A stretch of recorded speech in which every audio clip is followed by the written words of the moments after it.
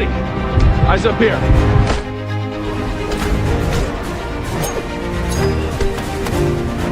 You have failed this city.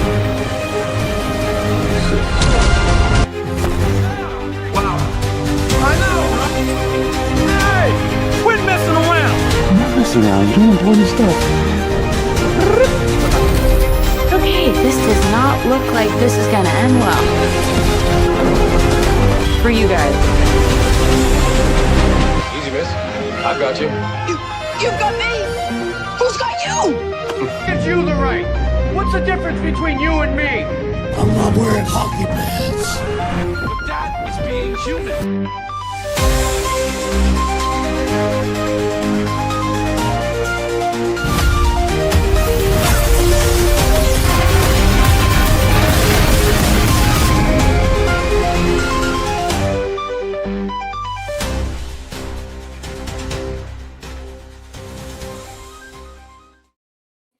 What's going on, everybody? Welcome back to another episode of Slav's Free Talk, the Watchtower, where we talk all things DC. I'm your host, Slav, and it's been about a week. I know, last week got the better of me. Honestly, I've been just kind of feeling uninspired lately, and I apologize. That's why I didn't have a show at the end of the week. I had a show all planned out and everything. I didn't want to do it and just do a half-ass show. So we're back today, Monday. I'm feeling good. I think we have some good topics to talk about, and we're going to get going with that. This is my birthday, so happy birthday to me, I guess. I don't know. I guess so. Happy birthday to me. How's it going, everybody? Glad you could all make it. Who do we have in the chat? Trayvon, first one at 8:02. It's like 30 minutes before we started. It says, "Because I'm a punk rocker." Yes, I am. Donovan says he DM'd me. I looked at that. And let's see. What else do we got? There's me. Critic Chris says, "Hey, Slav, everyone. What is going on?" Donovan says, if what came out today on Letterboxd about DC and Gunn doesn't finally show how much interest and excitement there is for the DCU, then I don't know what else to call you other than ignorant.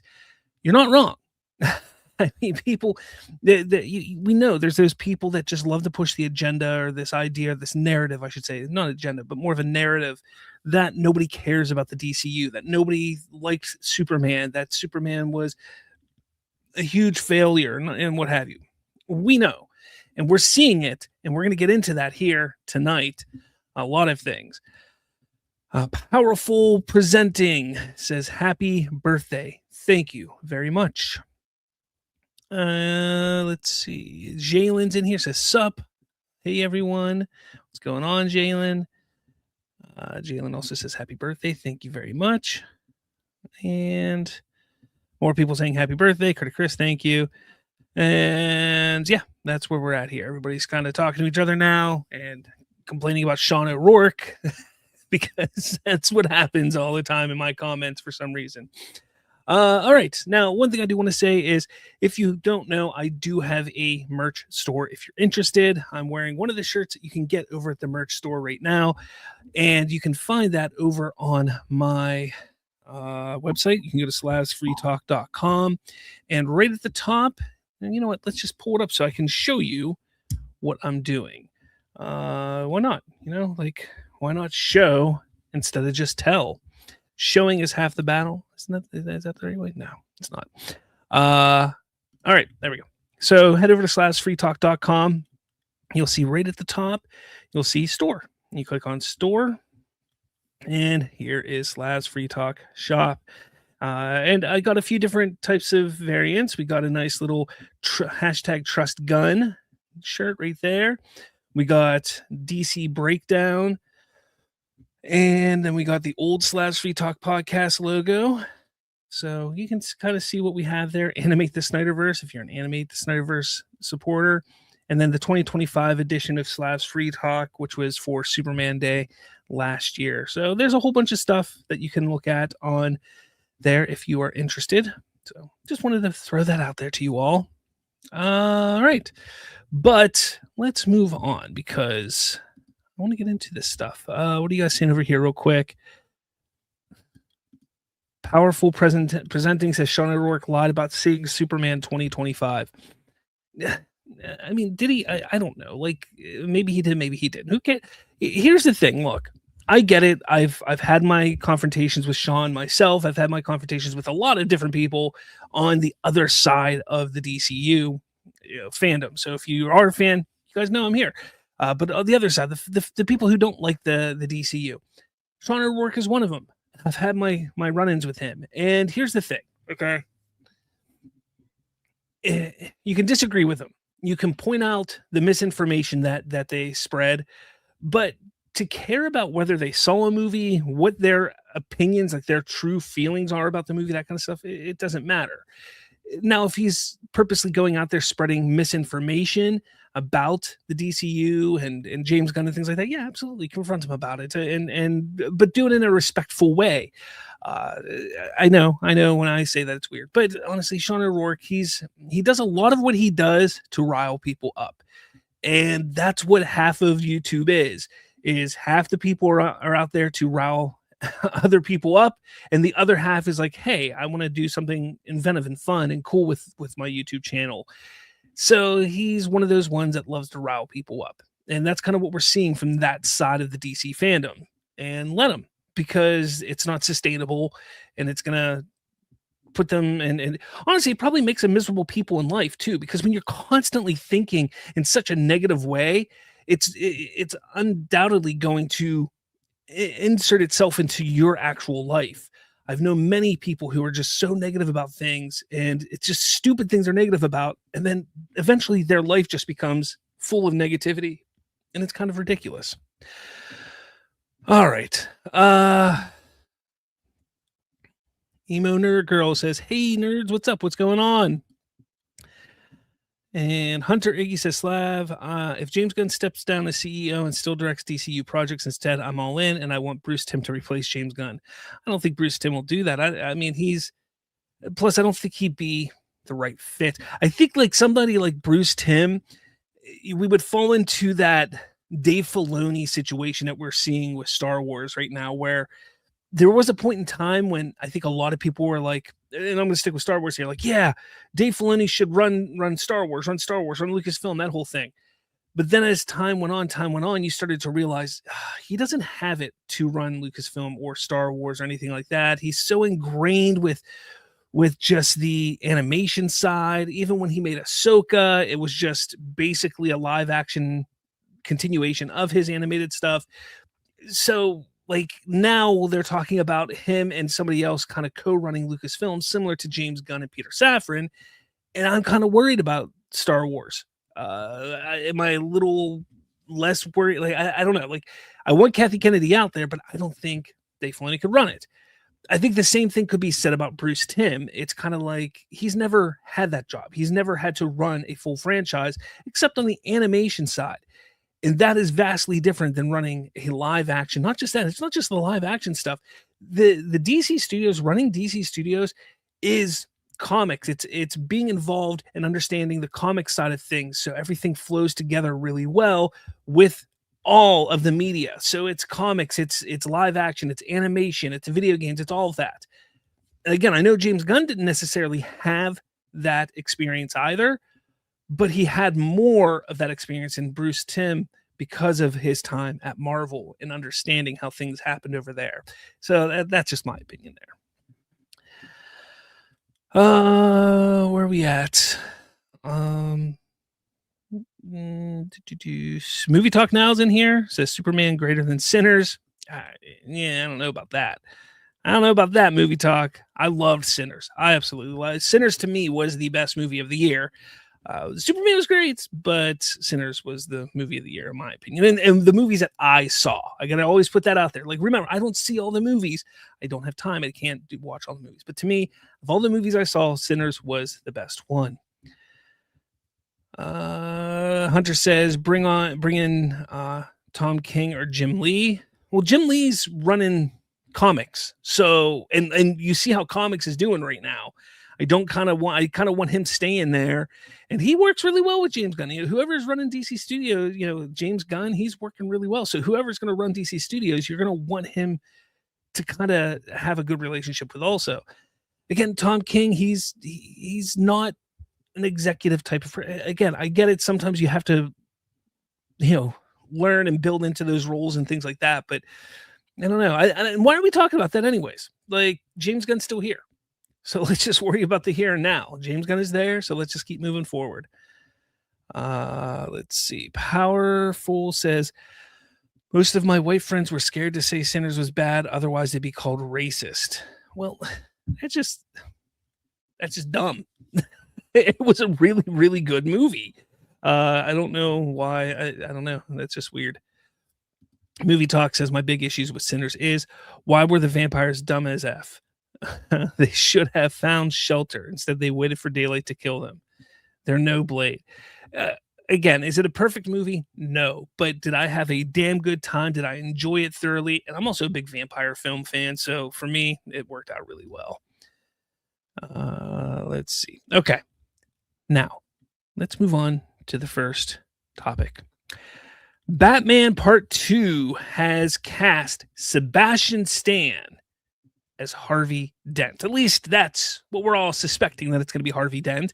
But this, according to the Hollywood Reporter here, has stated, crap, I should have pulled it up a little bit ago. Yeah, I do this all the time. Where was it at?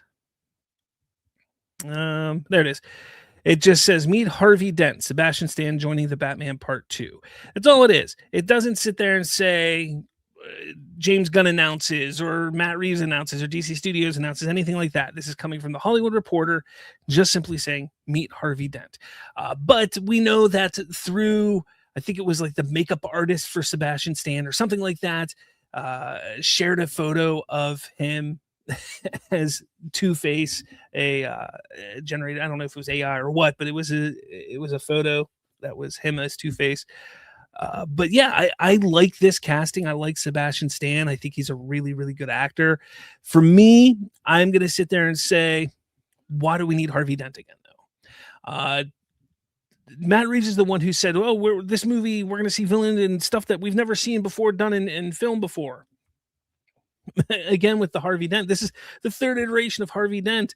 The third, really, it's the fourth if you think about it, because there was Billy D. Williams in the first Batman. Then you got Tommy Lee Jones in Batman Forever, and then you had what's his face in The Dark Knight, and then now Sebastian Stan in live action. So this is a lot of different Two-Faces that we've had, but now are we going to have a different villain as well? And is he even going to become Two-Face? That's another question. Will he be Two-Face in this film, or will he just be Harvey Dent?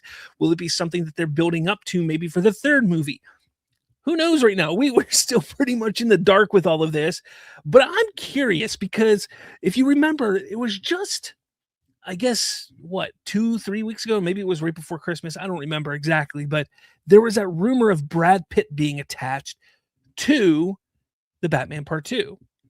Was this the role that they wanted Brad Pitt for? Is this the role that they were trying to get Brad Pitt to play? Was it trying to be Harvey Dent, or was it something else? And Sebastian Stan was always their first choice. Because if you sit there and think about it, it's kind of like, well, you have Brad Pitt and then you have Sebastian Stan. Look, I love Sebastian Stan, but he's no Brad Pitt. Like, Brad Pitt's a phenomenal actor. And if you ask me, I would much rather have Brad Pitt in the role because I think it'd be really interesting and cool to see. But yeah, I feel like very weird. Like, is this the direction that they were trying to go with Brad Pitt or what? Regardless, we just know we're going to get more and more and more of this stuff, more Batman Part 2 news and casting, and eventually leaks, because that's what happens. It's really going to start coming out. I mean, the filming's supposed to start in just a couple months. I mean, you could start counting it by the weeks, maybe even the days if you really wanted to, of when this movie starts to film. So that's exciting. Look, it's finally coming, guys. It's coming. I know a lot of you out there love the Batman and loved the Penguin. Well, guess what? Batman Part 2 is finally coming just 30 years later, but it's fine. It happens. But it's coming, guys. But let me know what you guys think. Do you like Sebastian Stan as Harvey Dent? Do you think he'll do well? As I joked about, James Gunn is turning DC into Marvel now with Scarlett Johansson and Sebastian Stan coming into DC fold. But that's not the DCU. That is the Reeves crime saga universe. So we'll see. We'll see how it turns out. I'm looking forward to seeing Sebastian Stan as Harvey Dent because I do like him as an actor. And granted, even though I'm not a big fan of the first Batman movie, I'm still going to go into this one with an open mind and hoping that I enjoy it because that's what you're supposed to do. You go in, if you're a fan of a franchise, you just hope that the next thing in that franchise is going to be good. So, anyways, let me know your thoughts in the comments below. Let's see. What do we got over here? Aaron Eckhart, that was his name. Thanks, Trevon. Sometimes I just forget people's names. There's too many actors up in my head. Too many actors. And can't wait to see Edward face off against the Winter Soldier. Oh, boy. Let's see. Powerful says the Batman Part 2 really needs this many A-listers. No, I mean... the thing is it's drawing the A-listers. If you think about it, it's drawing those people here because, one, it's Matt Reeves and people like Matt Reeves and trust Matt Reeves. Two, they're looking for a different type of story to tell. Now, Sebastian Stan, he's been the Winter Soldier now for over 10 years in the MCU. So when you think about it, he's probably like, man, I'd like to stay in the comic book realm, but I want to try a different character. And what's a better way to do it than to go over with Matt Reeves, which is a lot more earnest and darker take of DC than what James Gunn is doing. So why not? You know, he's done the Marvel thing and he's still technically a Marvel. As far as we know, he's not going to die off in Doomsday. Maybe he does. Maybe he does die off and that's why he's jumping over here. But regardless, why not? It's drawing people there. That's a good thing because they're looking at the stability of the studio, which is a very important thing. Movie Talk Now says Batman 89 comic sequel is canon. So yes, he did in fact become Two-Face, talking about Billy D. Williams. Powerful says Man of Tomorrow should get some A-listers. Like, if you ask me, Nicholas Hoult, is he like a top tier A-lister? No. But that's not how James Gunn works. Like, you take a look at his films from, we'll start with Super. Like, he doesn't get A-list actors in his movies. Guardians of the Galaxy, none of them, none of those characters, those actors, with the exception of some of the side characters. You had, wasn't Meryl Streep in that? Was Meryl Streep in that? Or not Meryl Streep. Was that Meryl Streep? Who was? No. Was it? I don't remember. Who was the person that was the head of the Nova Corps? Whoever she was, I can't remember who played that. But again, you take a look. It's like maybe that was the biggest name they had there, and then Josh Brolin was in there. But again, side character. But the main characters, none of them were. I mean, none of the Zoe Saldana was probably the closest to being an A-list at the time. Chris Pratt still wasn't an A-lister with the first Guardians of the Galaxy. He was still up and coming at that time. So when you sit back and think about it, they didn't have any Bradley Cooper, maybe, but he was just the voice of the raccoon. So again, this isn't how James Gunn works. Even take a look at Suicide Squad.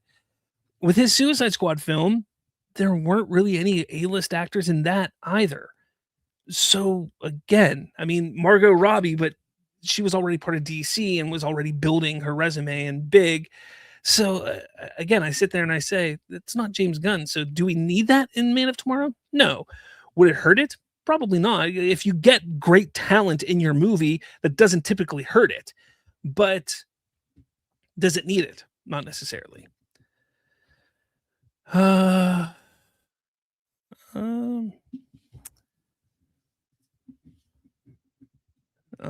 Let's see. Movie Talk Now says Sebastian is a good actor, but you're right, Slav. He's several classes below Brad Pitt, especially in getting seats in the theater. Yeah, but I don't think they need to worry about getting A-list actors to get people in the seats for a Batman movie, though. So don't think that's what I'm trying to say at all. I really like Brad Pitt, but I also like Sebastian Stan. But it's a Batman movie, so we know automatically, one, it's probably automatically a $600-700 million movie because it's a Batman movie at this point. Now, how good it is could make it go higher than that. It could go lower if it's not good. But simply being a Batman movie kind of guarantees it like $5 to $6 to $700 million at this point, don't you think? Maybe not 7, but maybe closer to the 5 and 6 for sure.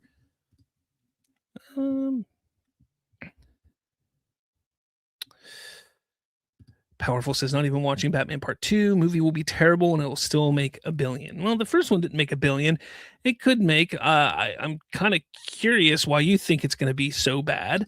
I wasn't a fan of the first one, but I don't think that it wasn't such a bad movie that I was like, oh, it doesn't deserve all the accolades. No, it just wasn't for me. So I think this next one, I think, will probably just like that, if hopefully better. If Man of Tomorrow, let's see, Powerful says if Man of Tomorrow has Scarlett Johansson in it, it will make $1 billion. No, not even close. Scarlett Johansson isn't $1 billion draw. Now, there aren't many actors out there who are $1 billion draws. That's the thing. Not even one of the biggest action movie stars currently out there, Tom Cruise, is $1 billion star. Now, when you sit back and think about it, you take a look at Marvel, and that's how a lot of people look at this. It's kind of like Marvel draws $1 billion, and they have to bring Robert Downey Jr. and Chris Evans back. And it's like, okay, neither one of them, though, are $1 billion draw. You put them in other movies, they're not going to make $1 billion just because they're in it. And we've already seen that happen. Hell, even Robert Downey Jr. in the stat cast that was Oppenheimer didn't make $1 billion. Made a lot of money, but didn't make $1 billion. And he won an Academy Award for that. But here's the thing. When it comes to those actors, Scarlett Johansson even, those kind of actors in Marvel together, and because it's the name Avengers and because it's the story, that's why it eventually made $1 billion. You just have to do the same thing over in DC. And it just starts off like you start off slow. Scarlett Johansson, when she started in Marvel, she wasn't an A-list actor. Sebastian Stan wasn't an A-list actor. Robert Downey Jr. was an A-list actor, but he was kind of down at that point in time, big time down. The year before, he had a movie called Kiss Kiss Bang Bang, or maybe it was 2 years before Kiss Kiss Bang Bang come out. Phenomenal movie. I encourage everybody to watch it with Val Kilmer. Fantastic, hilarious movie by Shane Black. Awesome. Go watch it. But when he did, they thought that was going to be his breakout role and coming back to Hollywood, and it didn't happen. And it happened with Iron Man. Sure, but it wasn't because it was Robert Downey Jr. It was because people were ready for those kind of movies, and it just built and it built. Chris Evans wasn't an A-list. Chris Hemsworth wasn't an A-list. None of these actors, sure, Thor had Anthony Hopkins in it, and there were some other big name actors in some of these movies, but it wasn't like huge actors. Like most of them, like the main cast, they were all non-A-listers, and they eventually became A-listers as it built. That's what they're doing with DC, as they should. So again, this idea of constantly putting, oh, we need A-listers, oh, who's this Lars guy who's playing Brainiac? He's a nobody knows him. Well, okay, like nobody knew who Tom Hiddleston was for Thor, and he was one of the greatest villains that came out of Thor and out of the MCU in the first phase. So you sit there and you think like, man, like you don't need all these A-listers. You just don't. Emo says, do we really even need another Batman? Not of this ilk, no. But DCU, yes, absolutely we do. Movie Talk still in as a side character in Guardians. Who's an A-lister? So you're right about that, Slav. He wasn't even in the first Guardians, was he? I think he only showed up in the second one. He wasn't even in the first one, I don't think. It's been a while. Dave Bautista was not an A-lister. Honestly, I wouldn't even say he's an A-lister now. He's getting better and better, but I don't think he's an A-lister. Idris Elba, though, again, I wouldn't say he's an A-lister. I would say, near A-list, but I mean, they're not hiring Idris Elba to lead films. And that's, to me, that's what an A-lister is. An A-lister is an actor who is sought out by studios, by directors to lead their movies, to be the centerpiece of a movie. That's what an A-lister is.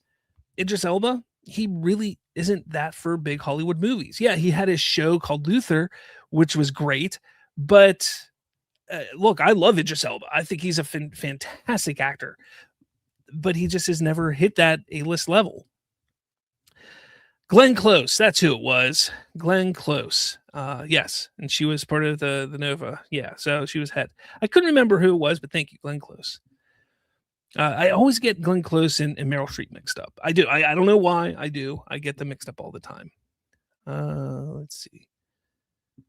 Donovan says, someone like Pitt really doesn't strike me as fitting in the DCU. That would have been DCU. It would have been the crime saga. All right. Where are we at? Movie Talk Now says Red One is a perfect example of Chris Evans not being a billion-dollar actor. It had Dwayne Johnson, Chris Evans, J.K. Simmons, big budget, massively underperformed. I never watched Red One, but was that a Netflix movie or was that in theaters? Actually, I don't remember. I know what you're talking about. It's that Santa Claus one, but I don't remember it. That movie just was terrible from what I heard. Will Smith pre-slap. You did have Will Smith pre-slap in Suicide Squad. You did. Let's see. Anything else? Donovan says Red One was Amazon. Okay. Movie Talk says out in theaters. They were shooting for $1 billion. It didn't profit, my understanding. And all right. So let's move on to the next topic here. Nope, not there. Maybe. It's got to load. Come on. You can do it. I believe in you. I believe in you. It's not going to work. Not going to work. So we will do this. Wow. It just doesn't want to work. Let's,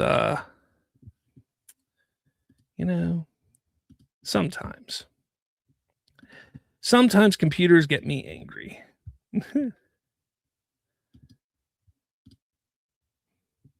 Here we go. So this was a fun little thing here. Let's pull it up. So Industrial Light and Magic released a little video, a little snippet of kind of looking at their work on the Superman movie, which I think is really cool to see. I love this kind of stuff. I'm a huge fan of it. I should probably mute that because it's playing out of my speakers. But yeah, I mean, it shows specifically this scene here.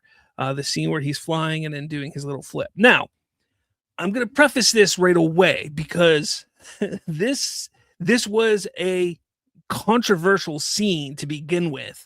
So the fact that they're showing this scene and how it came together, I think was a very odd choice. However, it opened our eyes to realizing that a lot of these people who were hating on certain aspects of film have no idea how film works, have no idea how special effects work, have no idea how any of this actually works.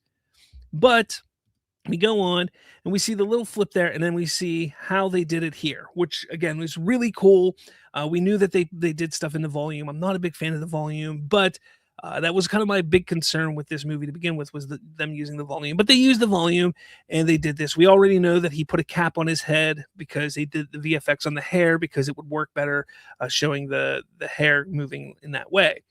But here's where a lot of people get mad.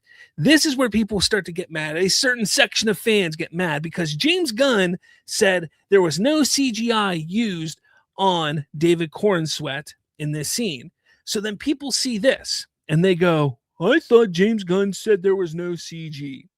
Now, again, we see here, this is a CGI face. This is not his real face. But I want you all to take a very close look at this because each one is all about the hair. You can see hair sim. So this is them trying to figure out the hair. This isn't them. This isn't what they're designing and creating for Corenswet for Superman to be in the movie. This was about them trying to figure out the hair. So that's that. So again, this is the hair. But then we get back to this. That shot of Corenswet is Corenswet. The hair is VFX. And we go back to this, and it just looks great. Again, I loved this is a great little scene in the movie. I love the shift to the Superman logo there. Fantastic. Then they start showing some other things here, which, showing him falling, the explosion, how they put the city of Metropolis together, how they broke it apart, and different things like that. It is a great video. They showed the engineer, how she came together a little bit during this fight, which is really cool. Right here, I think. Oh, not there. Where's it at? Where's the cool scene with her? Maybe I missed it. I don't know. But there's some pretty cool scene. Oh, this scene here, they show how that's actually him. They filmed him, floating and with a blue screen, and then they added it all in to the background, which is great. I mean, the amount of work that they're able to do with this stuff. Yeah, here's the engineer stuff, which looks great as well. You're just gonna love it. I mean, this is the kind of stuff you love to see, and I love. I'm a big fan of this kind of stuff. Even as a kid, I used to watch the behind the scenes and the special features of every movie that I really adored. If I loved the movie, I would watch special features if it had special features. If it had a commentary, I would listen to the commentary. So I love this kind of stuff just to see. And ironically, sitting here, this is ILM, and a lot of what I would watch is ILM for Star Wars. They're behind the scenes stuff for Star Wars. So, but this is great. You can find it online. DC Film News has shared it. I shared it. No, I didn't share it, so I'll share it right now. There, I shared it now. And I can't perform that action for some reason. That's not very good. But anyways, you can find it on X if you need to. What are you guys saying over here?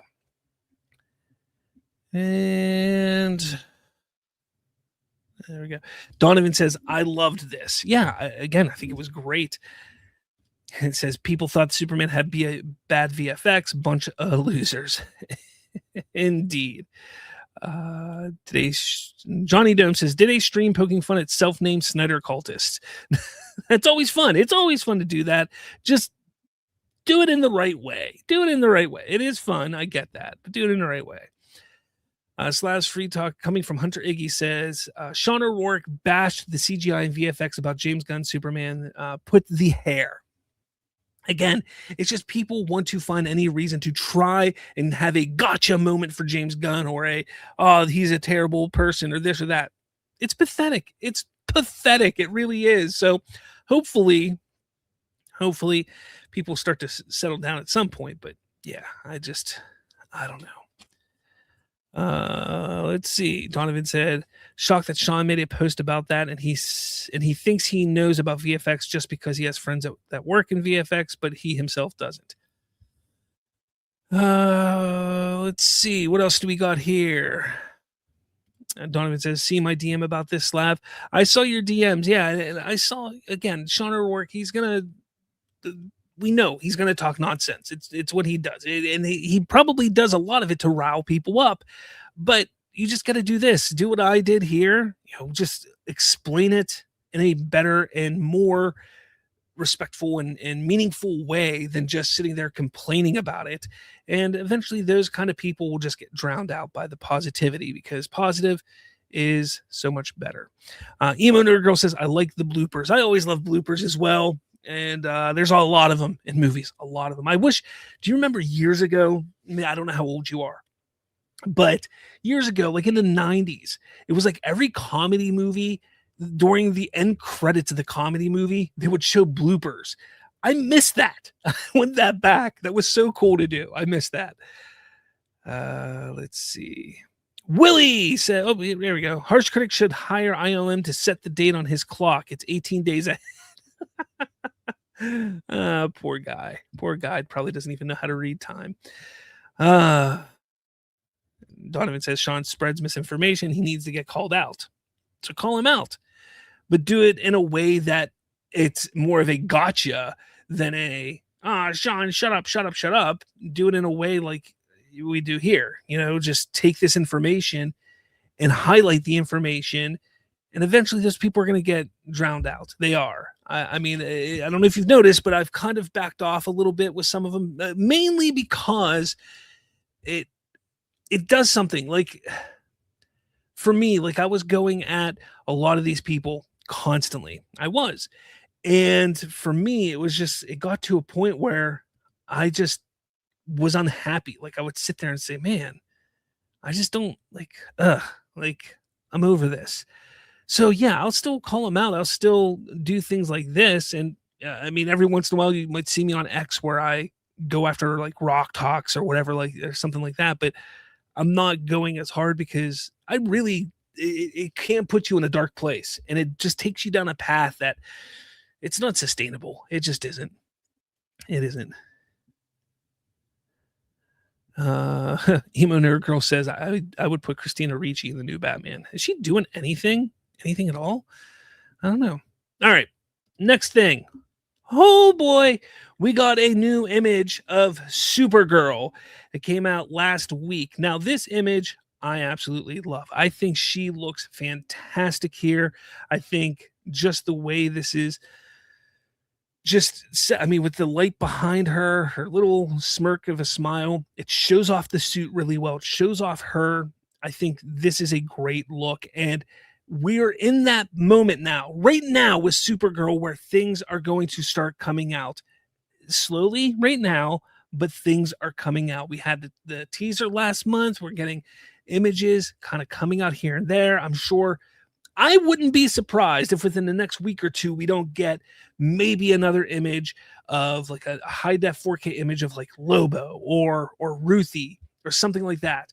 I guarantee we're going to get some cool things like that over the next few weeks, which it'll all lead up probably to sometime around the Super Bowl.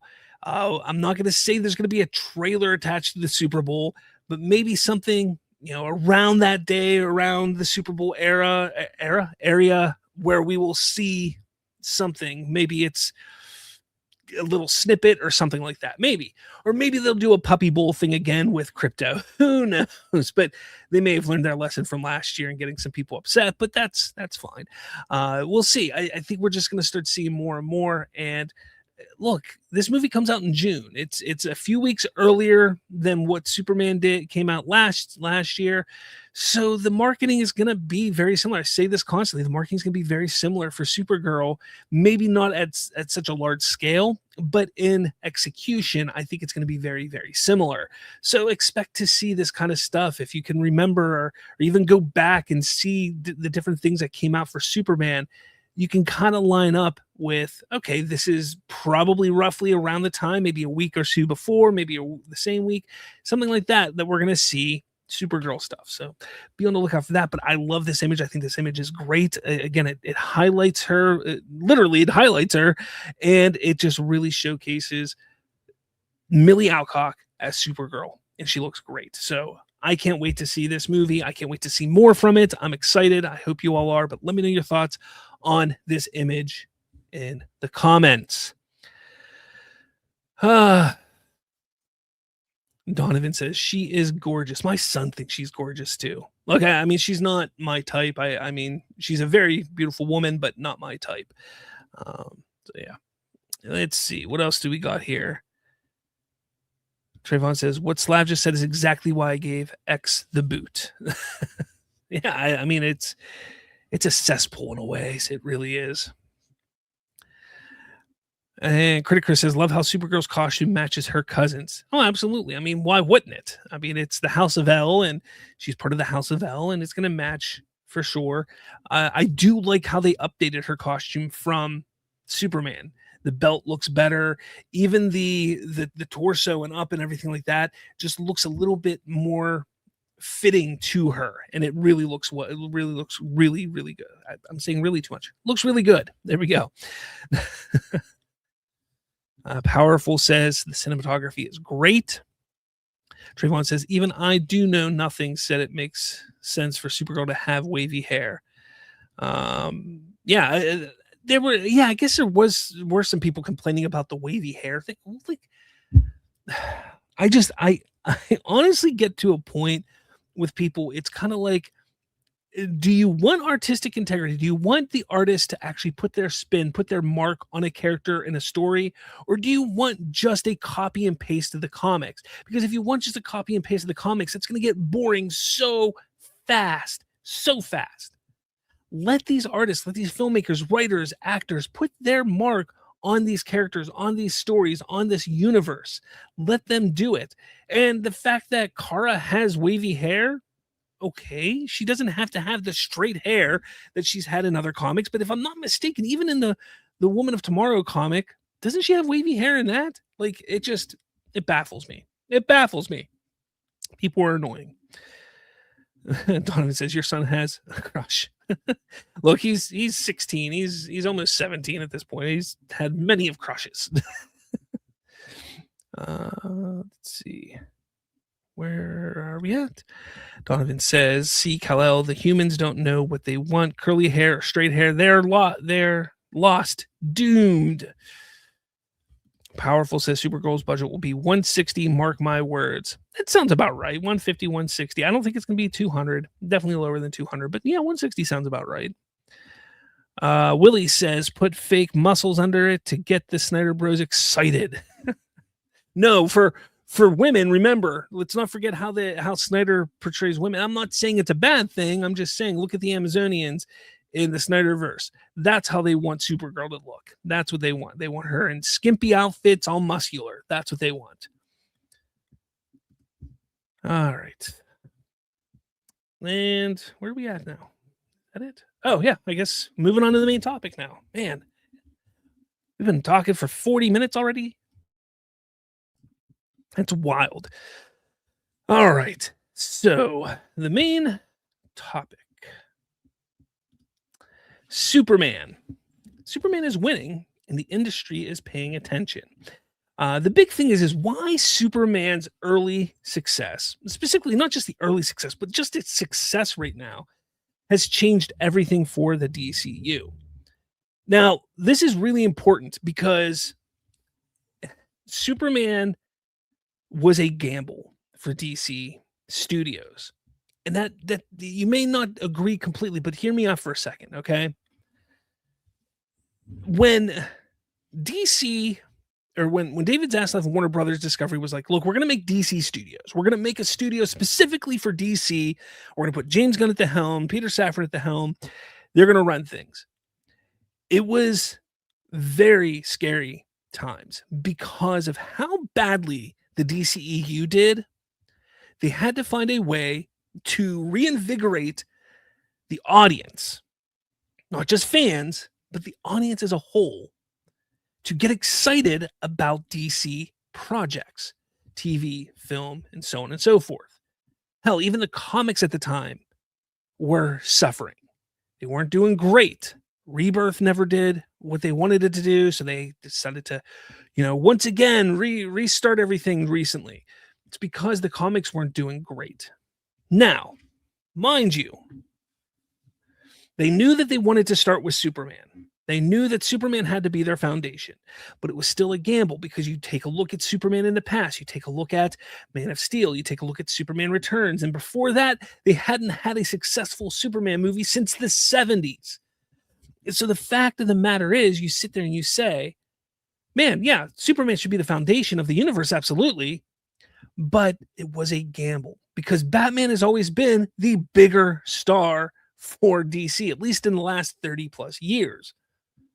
So going that route, going Superman, was risky, but it has paid off for them. It has paid off for them hugely, bigly. It's worked out for them. So we know that Superman did well. Let's pull up that first. When it comes to the box office, this is from the numbers.com.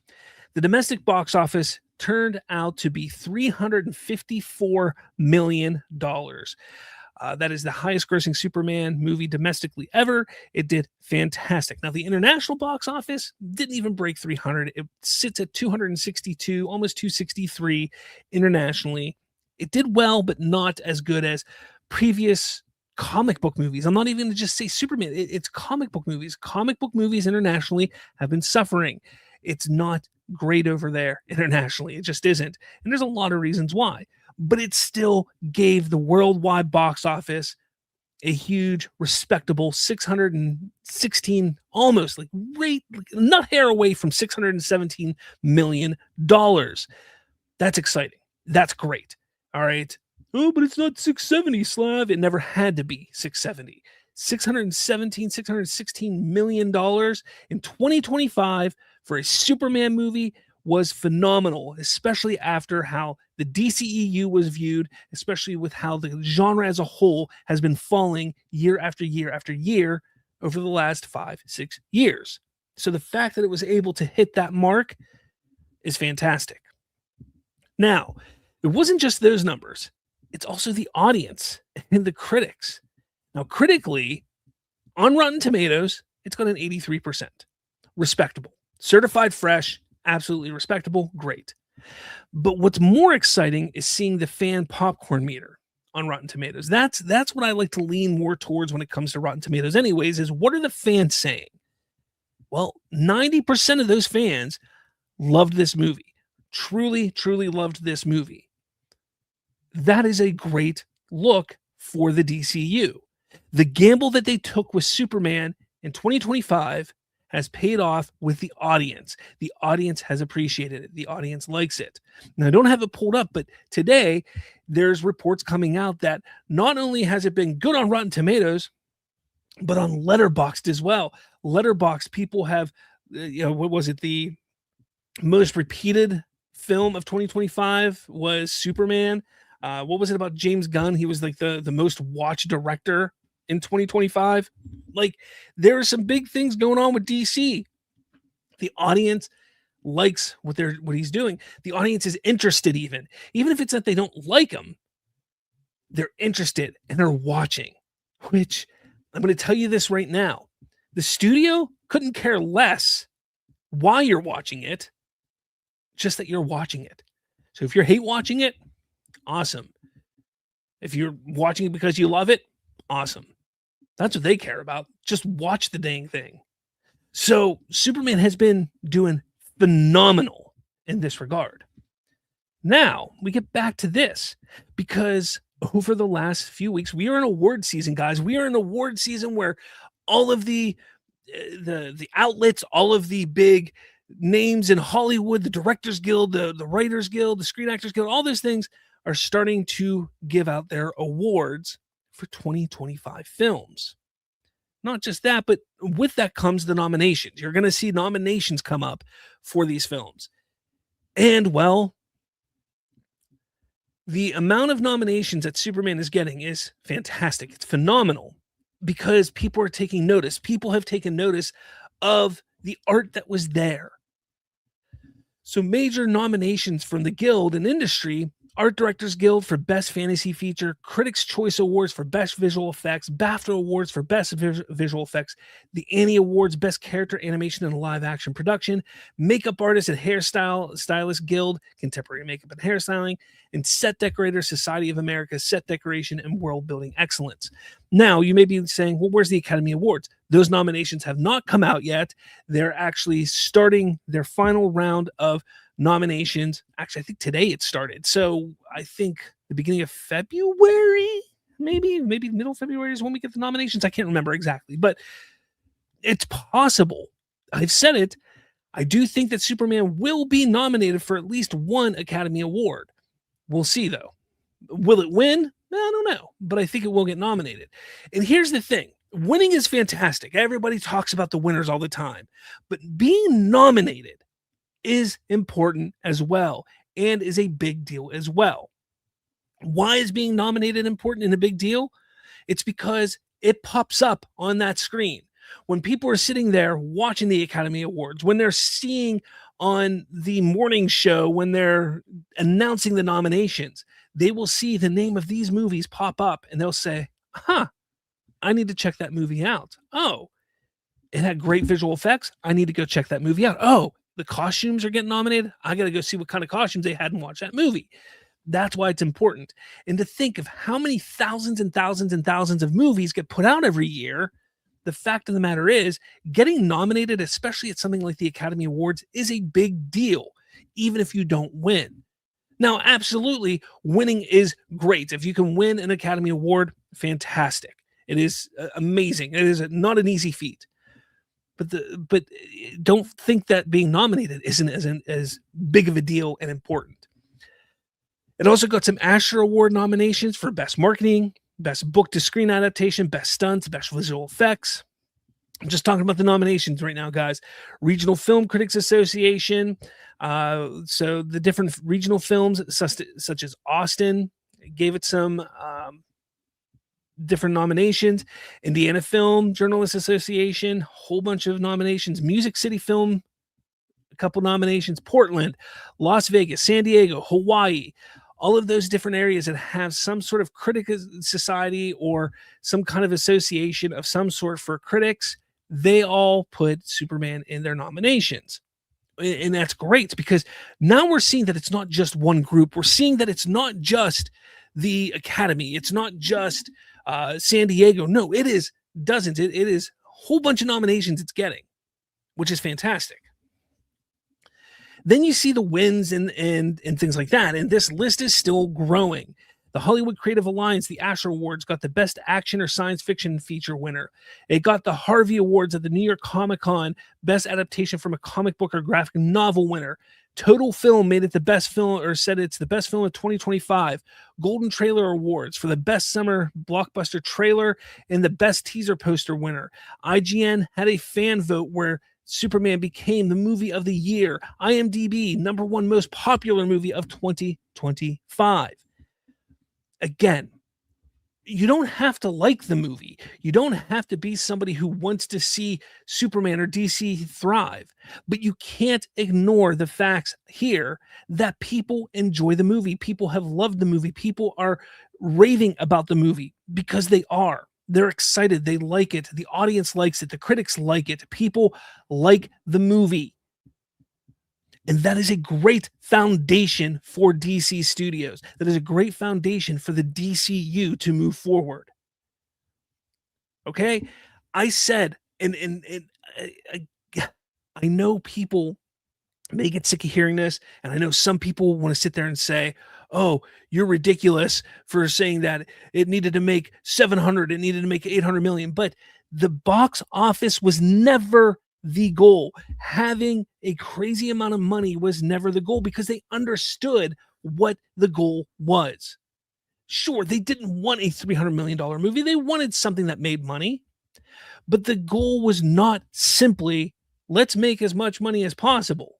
No, they understood. DC Studios understood. Warner Brothers Discovery understood that the goal for this film was to get the audience back in their good graces, back excited, interested, curious about DC, because that curiosity, that interest, that love, that whatever they had was long gone before 2025. And the fact that they were able to bring it back with Superman, and still sitting here in 2026, more than 6 months, or about 6 months since, it's been more than 6 months since the movie released. About 6 months, something like that. But since the movie released, we're sitting in January 2026, and people are still loving the movie enough, have loved the movie enough to sit there and say, yeah, I remember I really enjoyed that movie, so we want to nominate it. Or I want to vote for it to be the best film for Total Film or IMDb or IGN. That's how good the movie was. That's how it got the audience excited. You can't ignore those facts. Yes, were there issues with the movie? In my opinion, yes, there were. But I know there's a lot of people who they ignore the issues. It was not a perfect film, but it was a damn good time. It was a lot of fun. My kids enjoyed it. I enjoyed it. My mother, my family, my whole family enjoyed the movie. So to sit there and act like, it was a failure is just categorically wrong. It's categorically wrong to sit there and say that Superman failed, that Superman is not a good start to this franchise, because this is showing right now that it is.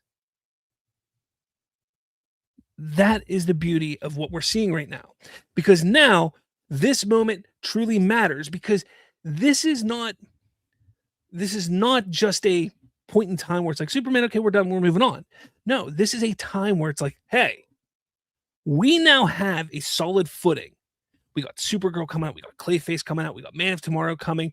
We're working on The Brave and the Bold, or the Batman movie. We're working on this, we're working on that. We got TV shows coming. The DCU has solid footing now. And that's what it needed. Is Supergirl going to be a $1 billion movie? Probably not. But again, it doesn't have to be. It has to keep that interest and keep pushing the excitement for DC. Clayface, does it need to be a $1 billion movie? Not at all. Clayface could probably get away with making $300 million and be a financial success because of just the type of film it is. And the rumored budget is below $100 million. And if that's the case, hell yeah. And I expect it to do $200 to $300 million easy. I do. But here's the thing. It's all stepping stones to continuously push the DC forward, the DC universe forward. Had a great first run with Superman. Now we got Supergirl. Now we got Clayface. We got Lanterns. We got this. We got that. Things are coming. And with each step, we don't want it to fall apart and fall back down. And I don't think it's going to happen. But it's just exciting. It's great to see. It's great to see DC having success. It just is. And because somebody doesn't like it, because somebody will sit there and say, well, I don't like it. It was too jokey. It had this.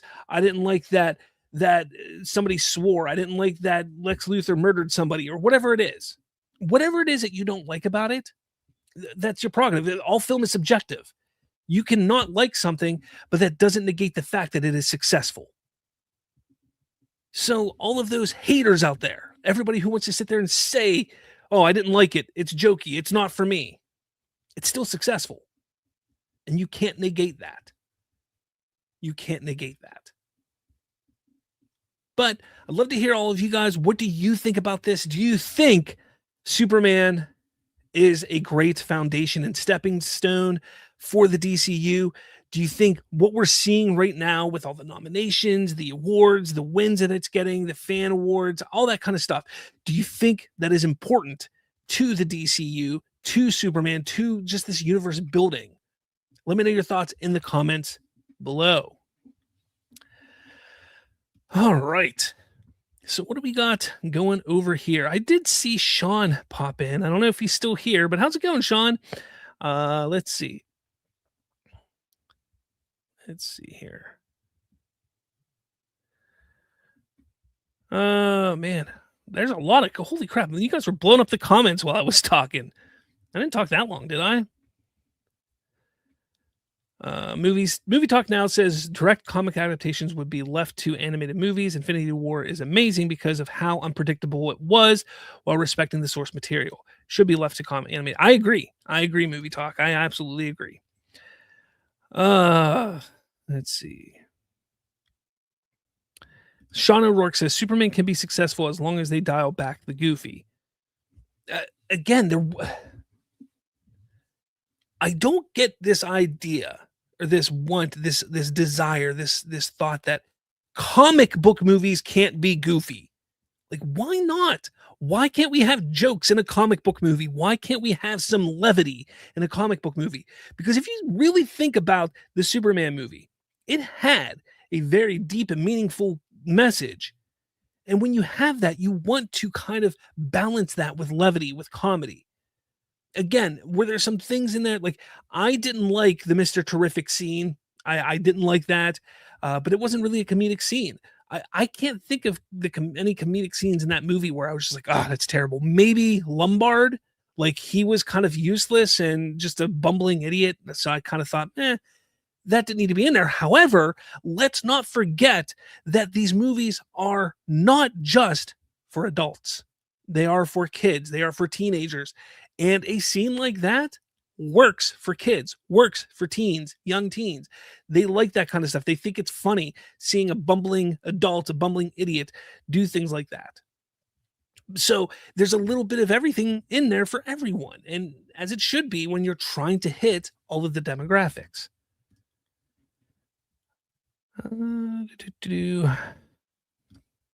Trayvon says, we're talking bona fide success. For as much as Man of Steel pulled in, it underperformed relative to WB's expectations. Yeah, I mean, we can absolutely talk about that at some point, but yeah, I mean, when you think about it, you're not wrong. you're not wrong at all that when it's comes down to what Superman did, it met and exceeded all the expectations that the studio had for it. Whereas back in 2013, Man of Steel, and actually, I wouldn't say it underperformed to the studio's expectations, because if it would have, I doubt they would have greenlit Zack Snyder to do more. But BVS, now that one underperformed to their expectations. It really does. And another thing that people need to remember is this isn't about beating Marvel either, because I do see that online a lot. I see that in comments where people are like, "Oh, if they want to catch up to Marvel, or if they want to be as big or as good as Marvel, or what have you," and it's things like that. And I sit there and I say, "Well, why? Like, it's not about Marvel." And we'll get into that on the next show. I think the next show we're going to talk about DC and the DCU specifically, on why it doesn't have to beat Marvel and why it's not about beating Marvel. So we'll get into that then. Let's see. Sean O'Rourke says Rotten Tomatoes is owned by Warner Brothers Discovery. Yes, but only very minimally. And when you're talking about the non-critic scores, when you're talking about the fan scores, like, that's legit. Because to get your score on Rotten Tomatoes, you have to verify that you've actually seen the movie, and the only way to do that is to connect your Fandango to your ticketing app, or buy tickets through Fandango or whatever. It's the only way. So again, Warner Brothers owns Rotten Tomatoes. Okay, so do other companies. I think Warner Brothers has 24%, maybe 25%, maybe, I can't remember what the exact percentage is, of Rotten Tomatoes. So it's not like they're the sole owner of it. They're not. I mean, honestly, let's see. We can just pull this up real quick. Let's just do a who owns Rotten Tomatoes. And we pull it up, and I can show you. Rotten Tomatoes is owned by Fandango Media, subsidiary of NBC Universal Comcast, which acquired it in 2016.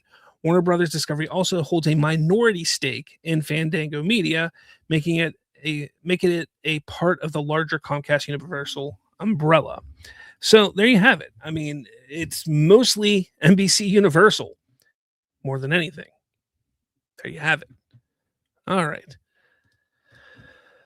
And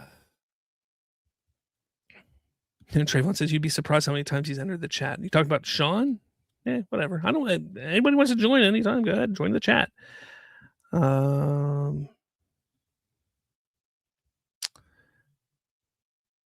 Let's see. Sean, I'm going to keep going with these because he's making points here that I want to point out.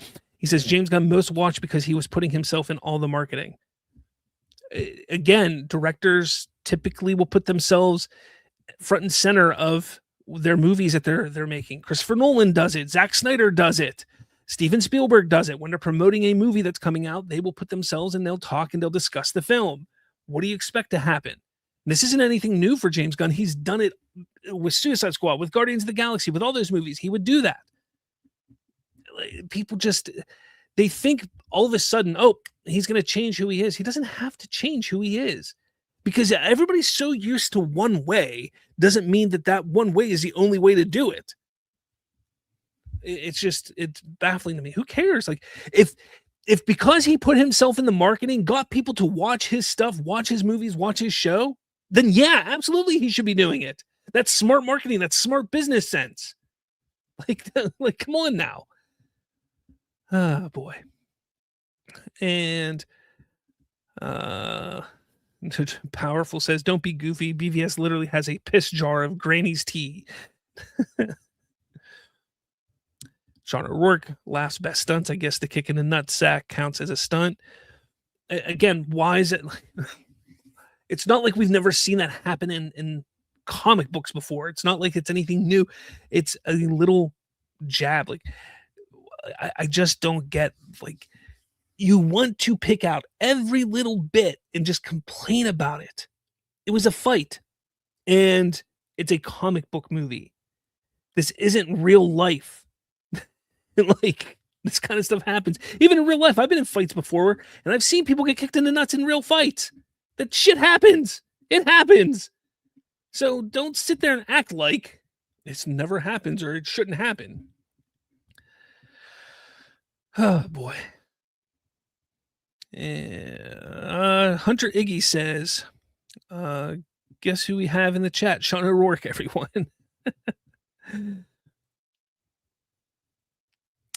Sean O'Rourke says, we don't see best screenplay or best director.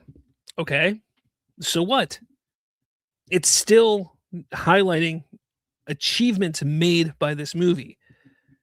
And again, I'll sit there and I admit, I don't think that the movie was perfect. So that would fall on the screenplay and the issues there. I also have always said that while I really enjoy James Gunn as a writer and director, he's not top level. He's not Denis Villeneuve. He's not Steven Spielberg. He's a great director and writer. And I guarantee, like, if he really tried, like, I could see James Gunn, if he really truly tried with a movie that isn't a comic book ilk, he could possibly see a nomination in his life. But that's not what he's going for. If that's what he was going for, he wouldn't have stuck to comic book movies for the better part of a decade. More than a decade. Boy. Jalen says people can't stop talking about the movie as well. You're right. People talk about the movie constantly, whether negative or positive. And if I'm not mistaken, a lot of those people who are speaking negative about it are part of the Snyder fandom, and they're the ones who sit there and say all the time, "Oh, we love when you guys talk negatively about," or you guys saying, like, the non-Snyder fans. We love when you guys talk negatively about Man of Steel, BVS, and the Snyder Cut because it's keeping it in conversation. Same thing goes for Superman here. If you're going to continuously talk negative about it, it's just keeping it in the conversation. It's all it's doing. Austin Kane, how's it going? It is extremely rare for superhero films to win awards so easily. Kudos to the DC. Big win. You're right. I mean, comic book movies don't typically win a bunch of awards. It's going to be interesting to see. Like I said, I think it will get a nomination for the Academy. Will it win? I don't know. I don't know if it'll win, but I think it'll definitely get the nomination. And we do see comic book movies and things like that get nominated often. But again, it's not just one nomination. It's not just one thing. It's plenty of different places are nominating. It's one different things. Powerful agrees. It was not perfect. And Donovan says, it's a flop. Didn't you hear? Trayvon says it was perfect in my opinion. Too perfect. Ron 6751 says, hey, how's it going? Thanks for stopping by. And Jalen says it would be crazy if Clayface does Joker numbers. Look, I don't expect it to, but maybe it does. Who knows? It doesn't have a Queen Phoenix starring in it, which really did help the Joker for sure. But yeah, I mean, it'd be cool if it did. Johnny Dome says Universal owns Rotten Tomatoes with a minority owned by Warner Brothers. Yep, exactly. Donovan says 3 projects and all popular and critically successful. Gunn is revising DC to levels we haven't seen. Trayvon says absolutely love Superman. The movie convinced me to go to a movie theater for the first time in 6 years up to that point. Wild. I couldn't stay away for 6 years. Austin says just watched Frame Store, talked about the Gaussian splatting technology that were used in Superman. Oh, frame. Okay, it is crazy, and no wonder they won for best VFX because it's like a new tech breakthrough. Too many big words for me, but yeah, no, you're right. I mean, it's just the VFX was phenomenal in that movie. People criticize it and they say VFX was the problem, but it was actually the lens, like the lens that they used for a lot of shots kind of distorted things in a weird way. So that was partially the problem, was just the lens choice. And that falls on James Gunn directing, and that falls on the cinematographer. But when you get down to it, the VFX was phenomenal. Absolutely phenomenal. Powerful says, if Clayface makes $1 billion, I will do a backflip. Good luck. Good luck. I mean, I don't think it's going to make $1 billion, but good luck if it does. Sean says Superman is a stepping stone for something, but it's yet to be determined. a stepping stone for the DCU. Oh boy. Jalen says, love Superman. Now, granted, I haven't rewatched it in a minute, but mostly because I am watching other things, TV and movie wise, but I do like watching movie reactions to Superman. So that counts. It does. Johnny Doom says, Letterboxd named Gunn most watched director of 2025. Yes, indeed. And Sean says, Superman getting kicked in the nutsack was goofy. Okay, but it's a comic book movie. It can be goofy at times. It can be goofy.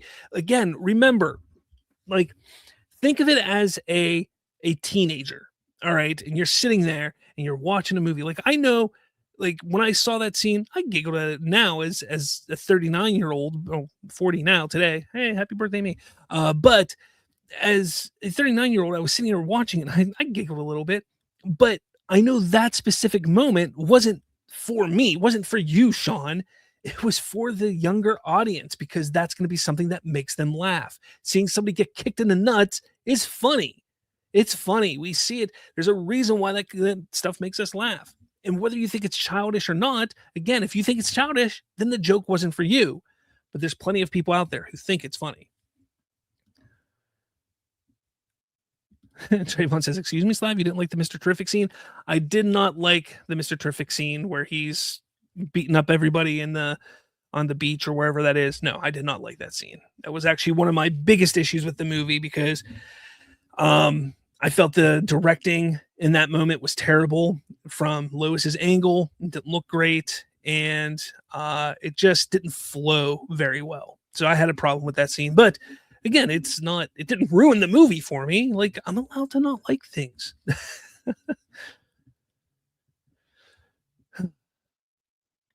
Yes, Sean, Man of Steel sold 5 million more tickets in 2013 during the superhero genre boom, when theaters were selling 40% more tickets than they are today. So again, like, put that stuff together, my man. Like, what's going on in 2013 is not transferable and relatable to what's happening in 2025. You're talking about 12 years different. You're talking about a pandemic that happened. You're talking about the genre actually on the decline, whereas then it was near its peak on the rise. Like, you can't sit there and compare that kind of stuff. Sure, you can sit there and say Man of Steel made this much money back then, or it sold 5 million more tickets. But when you sit back and realize it, and you open your eyes and you say, oh, okay, 2013, the genre was selling this much. The genre was making this much at the box office.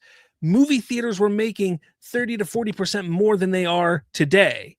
And then you take a look at 2025 and you say, oh, crap.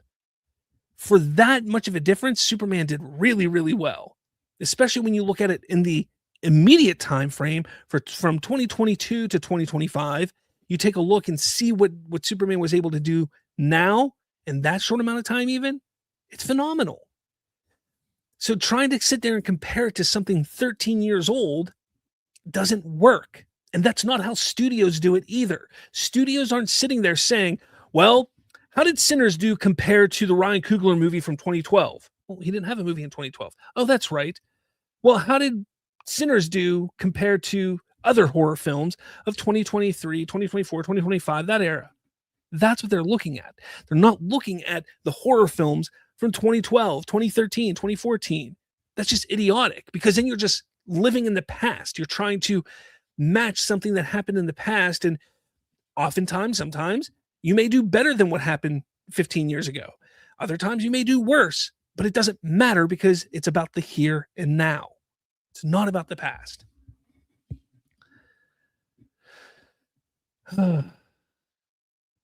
Sean says, if you think Warner Brothers doesn't want to catch Marvel, you are crazy. Warner Brothers wants that money. They want that lineage. I didn't say they don't want to, but I'm saying it's not important for them to. And again, I'm not talking about it here because I'm going to save that for my next show. Let's see. I mean, it still wasn't post-COVID.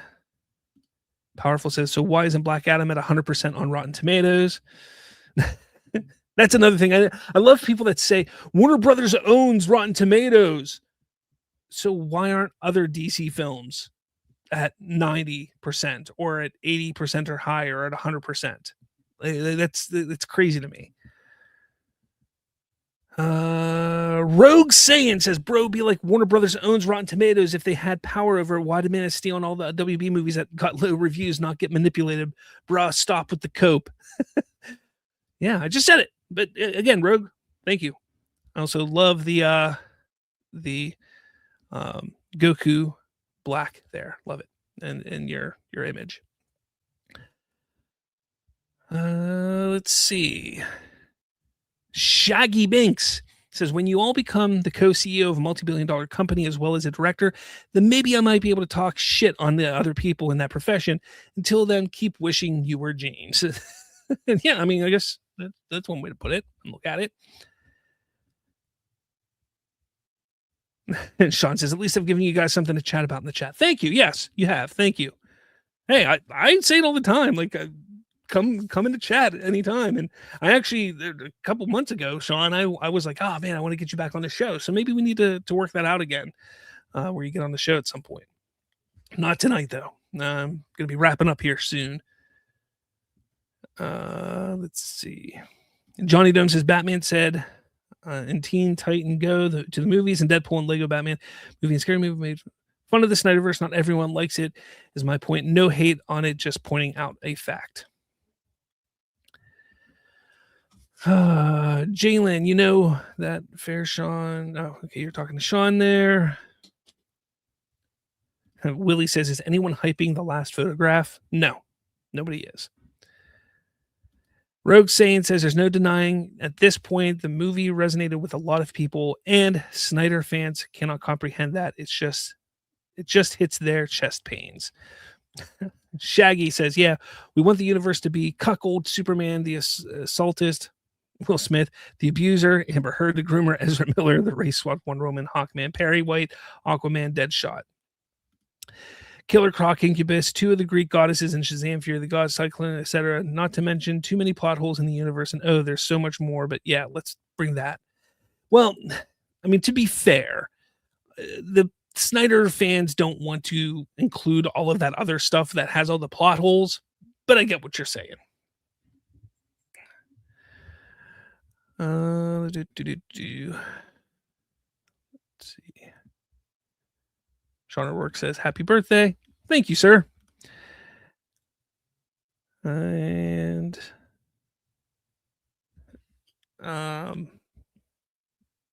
Austin says, I personally like the DCEU, excuse me, and the new DCU, but they are both not perfect for sure. And the DCU is still new. And again, Marvel was not perfect. DCU wasn't perfect. DCU isn't going to be perfect, but the DCU is still young. So it is still young. Sean says, I managed movie theaters for 6 years. I have a good track record of predicting the audience. Johnny Dome says, since he is bashing Superman, I'll say what's his thoughts on Snyder saying is Crypto died before the movie and Superman taking care of Batman and Lois' son, aka Lois, cheated. Okay. Deadpool and Wolverine and Spider-Man No Way Home both did over $1 billion. There's no superhero decline. There is a superhero decline. And here's the thing. You just have to look at the box office trend over the last number of years. The average box office when it comes to superhero movies is much lower than it was 5 years ago, 10 years ago. Deadpool and Wolverine made over $1 billion. You want to know why it made over $1 billion? One, because it's a Deadpool movie. Deadpool is a huge get. People love Deadpool. Deadpool 1, Deadpool 2, absolutely great. But it was also a movie that was 10 plus years in the making.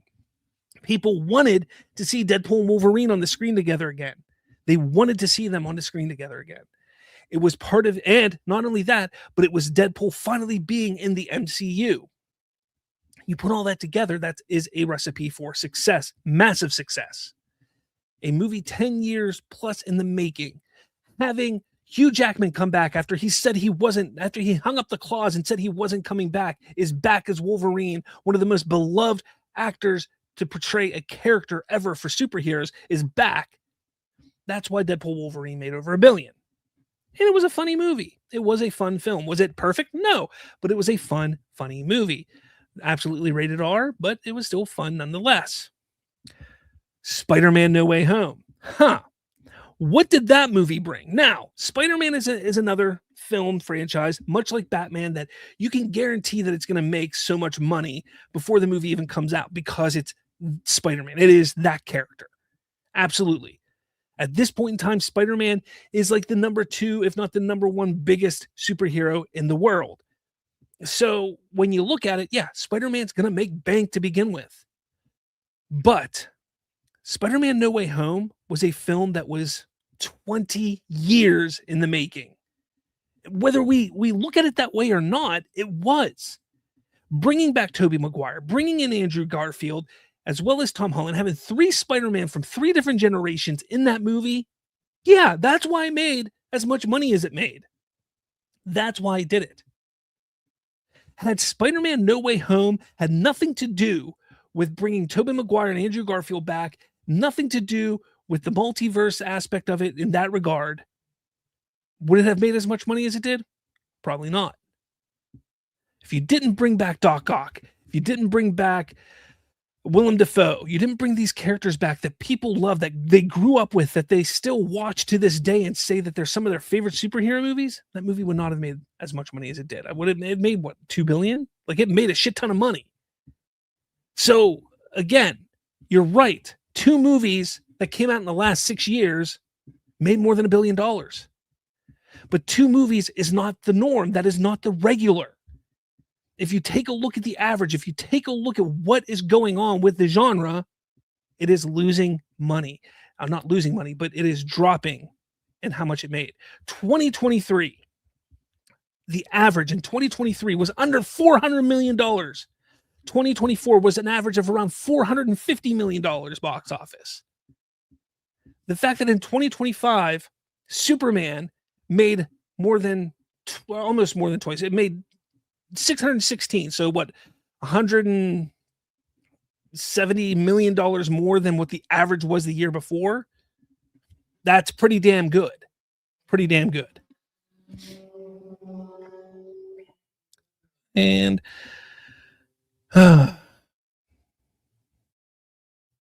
Sean O'Rourke says 20 people watching and only 7 likes. Hit that like button now. Yes, please hit that like button. Thank you, Sean.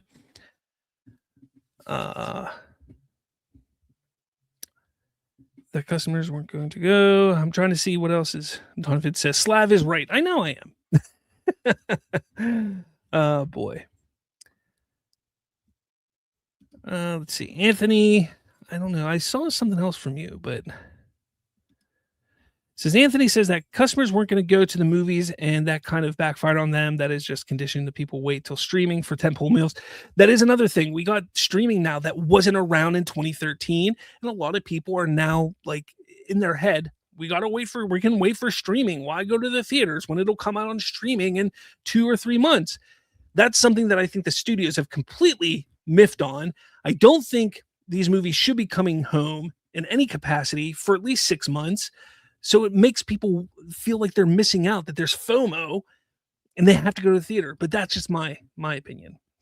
I hate the 45-day window cycle. I hate the cycle that's less. I get why they're doing it, but it's still... Anthony says, I believe that it has to do with the inconsistent storytelling of Marvel, why their movies have not done well at the box office. And I think people in general didn't like the multiverse phase of the MCU. And you're not wrong.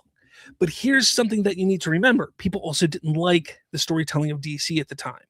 And what happens? Like, let's take a TV show, for instance. Let's say you start watching a TV show and it's going to have 15 to 20 episodes. And you watch the first episode, you're like, hey, this is pretty good. I like this. Second episode, you watch it. It's still good. Third episode, it's not so great. Fourth episode, man, this isn't that great. Fifth episode, you know what? I'm done. And you walk away. Okay? That movie or that TV show starts to decline in the ratings. You hear that? Starts to decline in the ratings as more people do the same thing. And eventually that TV show gets canceled. Same thing is happening with the superhero genre. People were going to the movies still, absolutely. Some of them were good. You would have a high. Deadpool, Wolverine, Spider-Man No Way Home. But for the most part, people were going to these movies. DC and Marvel alike and saying, this one isn't great. Go to the next one. This one isn't great. And the next one, you know what? I'm done. And they walk away. Now, is it fatigue? No. But is there a decline? Absolutely. And the decline is happening because just people aren't going to see them anymore. You have to get people to want to come back and see those films again. And Superman was a step in the right direction for DC for doing that, just as Avengers Doomsday is going to be the step in the right direction, or maybe even Spider-Man Brand New Day will be the step in the right direction for Marvel to get back on the saddle and move in the right direction. We'll see. But that's what happened. That's how it happened. Oh, man. Yeah, there's so many comments here. Kind of skipping some of them. I'm sorry, guys. All right. I went to the end here. Now, where are we at? Anthony says, in the movie theater, companies like AMC are making dumb decisions that are pushing customers away instead of improving theater experience. 100% agree. 100% agree. AMC has made some really bad decisions. I love their A-list program. Phenomenal. Probably the best around. But they've not made great decisions on things. The theater chains have to adapt as well. I'm not saying all these issues fall on the studios. Yes, the studios need to adapt a certain way. And they also need to work with the theater chains. But the theater chains also have to do different things. What it is, I don't know. I don't know. Let's see. Anything else? Yeah, I think that's all I'm gonna do here, guys. Yeah, I think that's all. I think we had a really good show here. I loved all the talking here for sure. This was a lot of fun. Sean, thanks for stopping in and getting the conversation moving. I always appreciate that. And like I said, we need to hook up sometime either on my show or on your channel, whatever it is. I don't care. Whatever it is, whatever you want to do, we can do it for sure. We can definitely do something, but everybody else, thank you for watching. I do plan on having a show later this week, hoping for Friday. I do have to run out Friday after work, so hopefully I'm back in time. If it's not Friday, I will definitely have a show Saturday, but keep a lookout. That's why my second show of the week is always kind of in limbo. I try to make Mondays 8:30 every Monday. The second show is always tough because I have to kind of fit it in my schedule, but keep a lookout for that. And also, I want to say this. I did start another podcast with my old co-host from Bridging the Geekdoms, Colton. It's called Bite into Apple.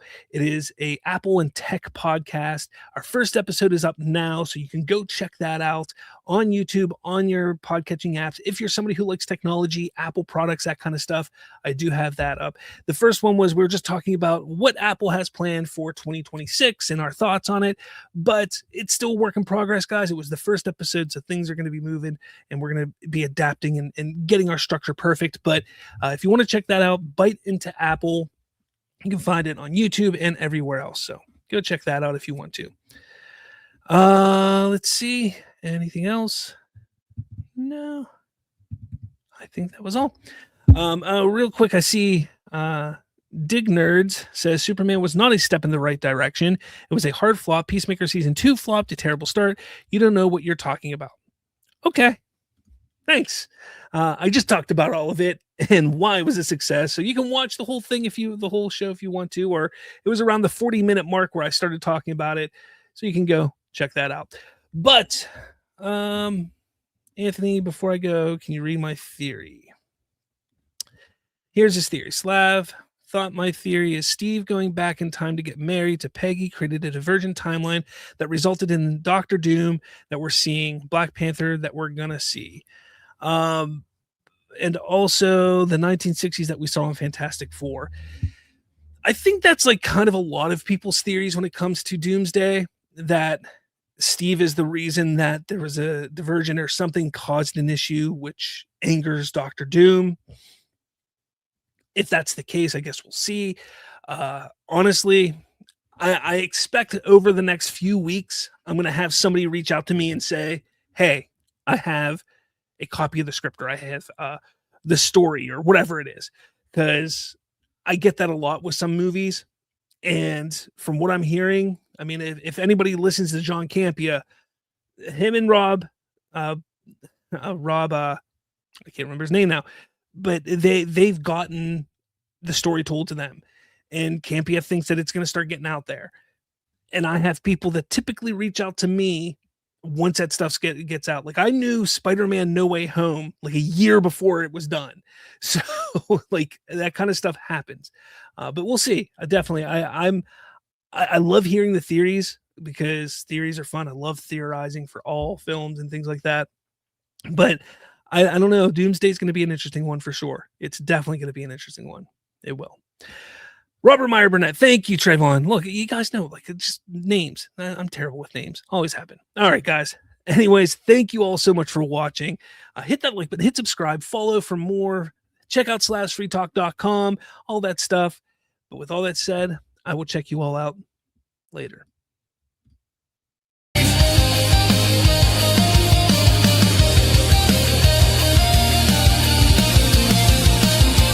Wonder Woman stay